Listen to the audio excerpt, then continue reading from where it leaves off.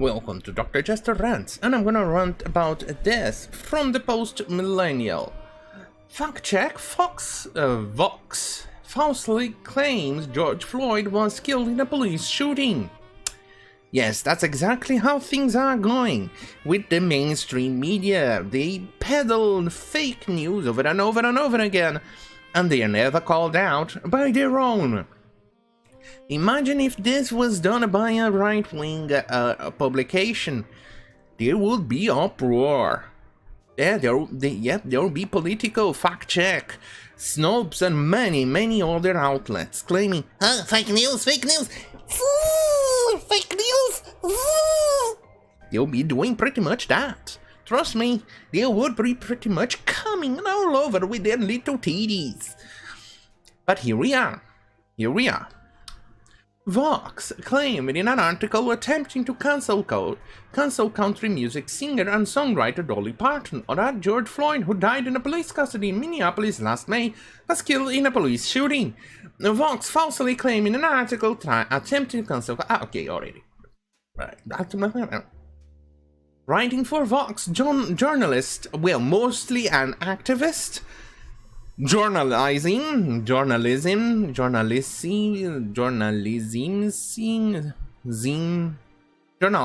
I think that would be the proper word, activist, journalizing, Constance Grady wrote, Parton was begun to be bought in July 2020 as the country was engulfed in protests following the police shooting of George Floyd. The interviewer asked her what she thought of the movement. And to prove a point, here it is from Vox. Following the police shooting.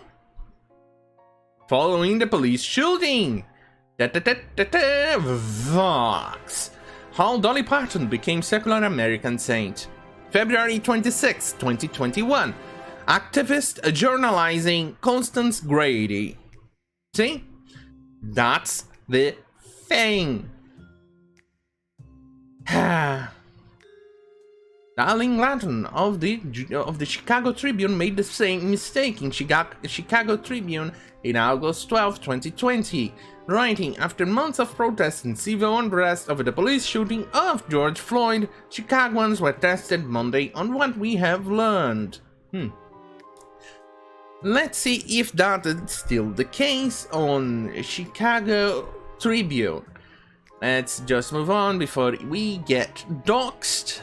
Making sure we seem fine. Shooting.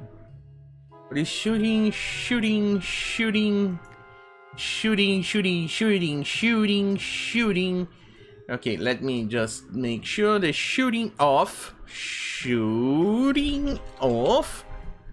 Yes, it is still there, and pretty much on the first paragraph. Here, after months of protest unrest over police shooting of George Floyd. Holy shit, these people are activists. They are not journalists. Journalists are supposed to go on, present the facts, check if they are true, and give it to you. You are the one who's supposed to make an opinion out of it. You are not supposed to be making made up shit and saying that this is the news. You're not supposed to be doing that. This is just fucking filthy bullshit.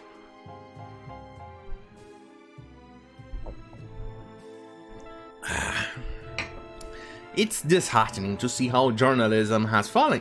It was never... Well, considering the past, it went never to be that great to begin with, but at least they tried, at least they attempted to give you the facts. But in this case here, like we have been seeing as of late, they are not interested in giving you the facts. Or at least they completely lost the interest, or at least the facade that they were giving to you, that, hey, we are interested in giving you the facts. At least they completely erased that, and now they are only interested in giving you the narrative. the narrative is more important than anything else. Because otherwise, if the narrative is not peddled, you get cancelled. Sorry, cat fur. Cat fur goes everywhere, apparently. Anyway, let's go on and read. The jury is still out on who was responsible for the death of George Floyd, as 4 former Minneapolis police officers are expected to stand trial for his death on March 29th. Ex-officer Derek Chauvin is charged with second-degree murder and second-degree manslaughter of his death. The 3 other officers, Alexander Kueng, Thomas Lane, and Toto, are charged with aiding and abetting his second-degree murder. George Floyd's death went viral on a video footage showing former officer Chauvin appearing to kneel on Floyd's neck as he complained about being unable to breathe. No shots were fired during or after the arrest that led to his death. Well, based on the police reports and on the coroner's report and everything else, it appears he may have had an overdose of fentanyl, which caused him to have problems breathing and getting overly excited or overly hyperactive. Suffice to say, even he begged to be tackled and handled on the ground. Obviously, it does not justify the man's death, but then again, based on the coroners and based on medical approaches, the quantity of fentanyl on his system was so high that if he had died alone in his home, it would be ruled in as a drug overdose. So, you know what may have happened. And based on the quantity of charges that they were dropping on the top of the police officers, there's a very high chance that the court will find it atrocious and absolutely unconstitutional, other things like that. I'm no lawyer, so don't quote me on that. And they may let the police officers go or walk. Be prepared for more protests and violent protests. And based on what we have seen so far going on, and based on the quantity of people that have died in these protests since the fentanyl Floyd, as many like to call, death, it will be skyrocketing. Because so far, in less than a year since George Floyd's death, nearly 30 people have been killed by BLM and Antifa, mostly blacks, by the way, who have been killed by them, including police officers. Don't worry, the control left has made their business to deny their deaths. Think pretty much exactly what the Nazis do when they deny the Holocaust.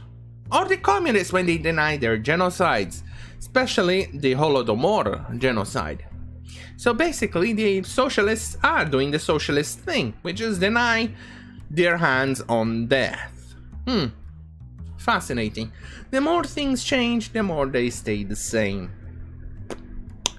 But suffice to say, we'll definitely not see peace, even if the officers are acquitted. They'll definitely want death penalty or things like that for the officers involved if they get convicted, which by the looks of it I find it unlikely, but there's still that chance. There is still the possibility that they will get convicted, and even if they do, they'll not be satisfied. There will be more riots, which in fact it's going to be disheartening, because who is going to pay for those riots?